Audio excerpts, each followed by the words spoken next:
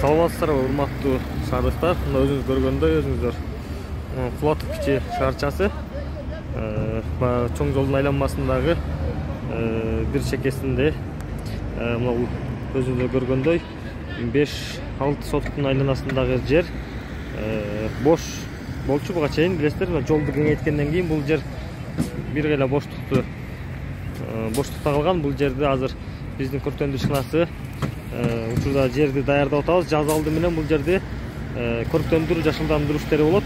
Буюрса бул жерге топурак ташталып, жер тегизделип, астына бетон таштар алынып, бул жерге ошол газон, көчөттөр, гүлдөр отургузулуп, жол боюндагы жашыл зонага айланат. Буюрса жаз алды менен өзүңүздөр көргөндөй 5-6 сотук жер чыгат бул жер.